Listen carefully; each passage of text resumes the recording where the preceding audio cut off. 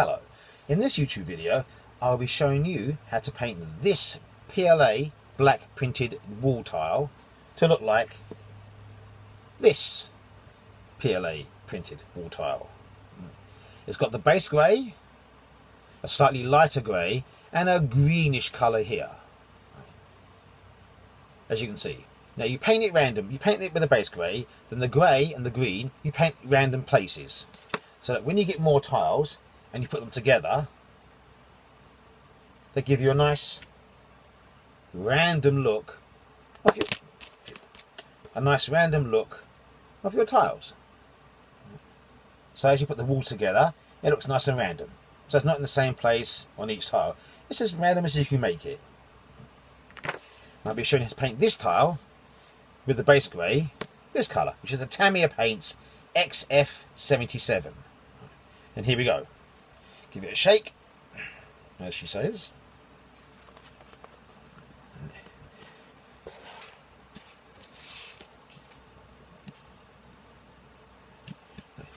Load it with paint. Here's the tile. Here's the tile. Load it with paint and paint. It doesn't have to be perfect because you're just covering the tile first of all. Right. Almost like a base coat.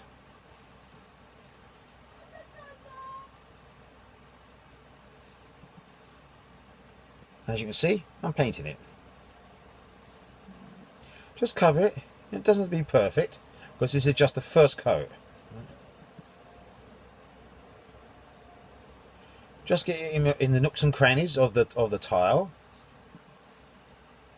And as you can see up there, you can see my boxes of PLA. Different colours. You know, black, blue, white, grey. Depends what I'm going to be printing.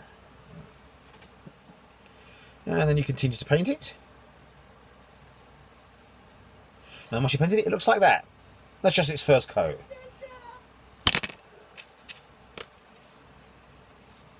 Turn the tile over, so you now paint the other side.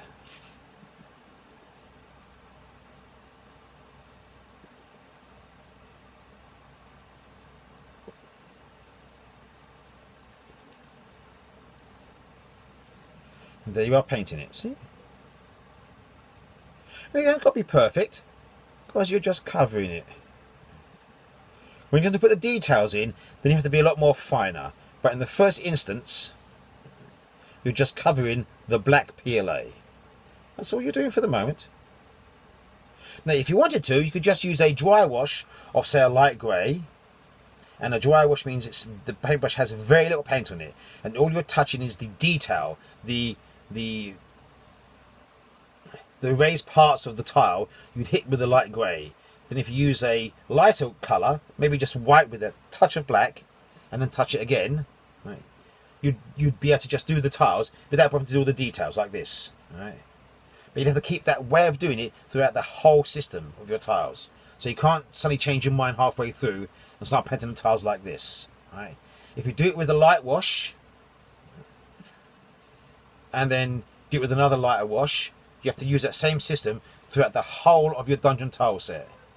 If you change style, in other words, you choose a different area, then you can change the way you paint it, because it might be a completely different area, like caverns for instance, that you would have to put different details in it, for stalactites, stalagmites, algae growth, maybe mineral deposits on the different parts of the tile. Right? So that's what you get. That's a quick paint, right? In the dark grey. I haven't painted the bottom part because my fingers are here. I don't want to paint my fingers because it takes time to wash it off. But there, as you can see, quick coat of the dark grey. It's not perfect, but it doesn't have to be. See, quick coat. In other words, coat one. Right? And you can continue going in that fashion throughout your tile set, so that you get the first coat, as you can see, the dark grey. You then do the light grey. Right? Once this first coat is dried, in random places, right? Here, here, here, or there.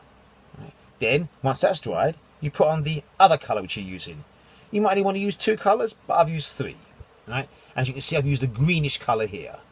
Right? And you put it in random places. But of course, if you put it on this side here, you must do the reverse here, so that they match. Because if you've got grey on this side, as it's a brick, it has to have the same colour on this side as well. So if you put one colour here, it has to match on this side here. The same here, you see. I've got green this side, it matches that side. And of course, as you get more and more tiles painted, their randomness starts to look quite good. And as you can see, right, the random colours, the random light grey, the random green, makes the dungeon wall look quite good. Of course, you can paint other things as well. Like here is a tile set with an edge, just here. This edge replicates this. So this is a separate piece. Again, it's got open lock here and one here. So I can use this tile to make this tile from these two pieces by using the open lock on the edge. Put an open lock pin here, open lock pin here, and pin them together. Of course, once it's painted, it looks much better. Right? So I've made this tile from two pieces. But here, it's all one. Right? So I can use these ones for maybe the end of a passageway, as a dead end maybe, or as a way to transition from, say, one room to another, where you don't need to use a single tile, you need to have a specific end on it, or a specific stop. Right? And of course, you have a floor tile, which you put here. Right? And then this would lock to the floor tile, giving you this pattern. As you can see, that's an end. Of course, you need to paint it, but that's afterwards. And you can see, we've done one tile. I have quite a few tiles. Right. And as you can see, there is the box. It's one of a few boxes. Right. That you use to paint the tiles. And as you get more and more tiles, you can paint more and more patterns. And that's how it works. As I said, first coat, quite simple. Part 2, we'll be painting further details on that tile we painted a few minutes ago. Have fun!